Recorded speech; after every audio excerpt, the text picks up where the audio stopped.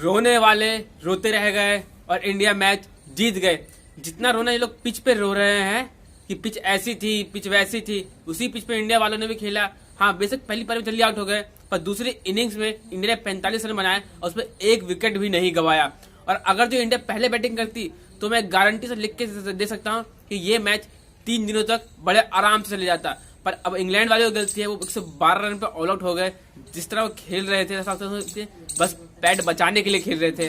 और अश्विन और अक्षर पटेल ने जो कमाल कर दिया वो इतिहास रच दिया, क्योंकि इंग्लैंड ने अपना सबसे लोएस्ट स्कोर बनाया है इंडिया के खिलाफ इस मैच के अंदर।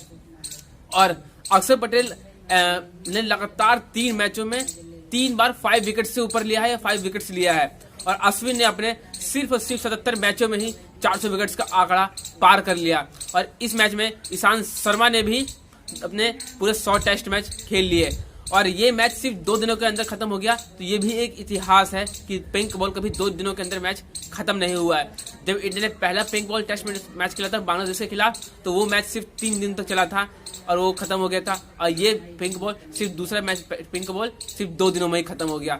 तो इंडिया मतलब पिंक बॉल से इंडिया में खेलती है तो अलग नजर आती है, और जब बाहर खेलती है तो अलग नजर आती है। अब सबको भी पता है कि क्या हुआ था जब ऑस्ट्रेलिया में खेला था, तो मात्र 36 रन पे इंडिया भी ऑल आउट हो गई थी, जो कि इंडिया के आज तक का सबसे लोएस्ट स्कोर है। तो उसी तरह जैसे वहां बॉल स्विंग हो रहा था तो वहां तो किसी ने रोया नहीं कि बॉल स्विंग हो रहा है, स्विंग हो रहा है। तो यहाँ पे क्यों रो रहे हैं सबके सब कि बॉल स्पिन हो रहा है। अब इंडिया में बॉल स्पिन नहीं होगा तो कहाँ होगा, इंग्लैंड में थोड़ा होगा स्पिन। बॉल स्पिन तो इंडिया में ही होगा, क्योंकि मिट्टी कुछ इस तरीके की है, हम स्पिनर्स पे ज्यादा भरोसा दिखाते हैं।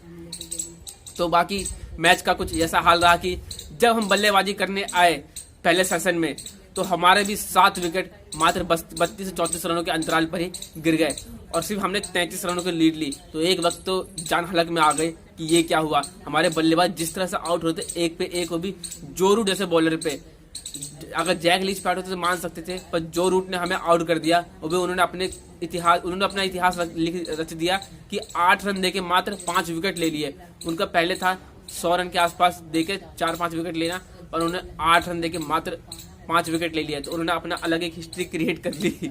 और उसके बाद हमें लगा अब तो भाई 33 रन के लीड से ही खेलना पड़ेगा, आगे खेले फिर। पर अक्षर पटेल कुछ अलग ही मूड में आए थे और उन्होंने तो एकदम इंग्लैंड वालों को अपनी बॉलिंग पे नचा दिया। जिस तरह से उन्होंने अक्षर से बॉल डाला तो उस अक्षर को कोई पढ़ नहीं पाया। जिस तरह से खेल रहे थे इंग्लैंड वाले, पहली बॉल पे विकेट, ऑलमोस्ट दूसरी बॉल पे विकेट मिल चुका था, पर डीआरएस लिया, वो विकेट से ऊपर निकल रही थी। कोई बात नहीं, बकरे की माँ कब तक बनाएगी। और वो तीसरी बॉल पे विकेट जॉनी बेस्टो का भी चला गया। इस तरह जो रूट भी वो आउट थे, नहीं आउट थे, थोड़ा सा कंट्रोवर्शियल हो गया, पर कोई बात नहीं, वो भी कब तक खैर मनाएंगे। वो भी बाद में अक्सर का ही शिकार होके आउट हो गए। एक के बाद एक बल्लेबाज आते गए और जाते गए। मात्र एक सेशन के अंदर ही पूरी की पूरी इंग्लैंड टीम सिमट गई और मात्र उन्होंने 81 रन बनाए। वो थोड़ा जो रूट और बेन स्टोक्स ने थोड़ा सा हाथ पर चलाना शुरू किए तो 81 रन भी बन गए। अगर जो ना करते ऐसा तो वो कहीं 50 रन के आसपास ही लुढ़क जाती, जिस तरह से ये लोग ऑस्ट्रेलिया वाले इंग्लैंड वाले खेल रहे थे। और जब हमारी बारी आई तीसरे सेशन में, तो हमने आराम से 10 से 12 ओवर के अंदर ही मैच बड़े आराम से जीत लिया। रोहित शर्मा ने अलग क्या छक्का मार के जिताया। इतने बड़े ग्राउंड पर उनको भी याद रहेगा कि लास्ट टेस्ट मैच में छक्का मार के मैच जिताना एक अलग ही फीलिंग होती है। जैसे टेस्ट बॉल के पहली बॉल पे छक्का मारना या लास्ट बॉल पे अलग ही फीलिंग होती है। दोनों प्लेयर बिना आउट हुए ही आ गए और इंग्लैंड को 10 विकेटों से बड़ी हार थमा दी। और इंग्लैंड इस हार के साथ ही वर्ल्ड टेस्ट चैंपियनशिप की रेस से भी बाहर हो चुका है। अब सिर्फ 2 ही टीम पहुंच सकती है, इंडिया और ऑस्ट्रेलिया। हाँ, थोड़ा सी पिच मुश्किल थी कह सकते हैं, पर अगली हम उम्मीद करेंगे कि अभी टाइम है 7-8 दिन, तो वहाँ पर अच्छी पिच बनेगी। इससे थोड़ी सी बेहतर पिच बन सकती है शायद कि थोड़ी बनेगी इससे बेहतर पिच।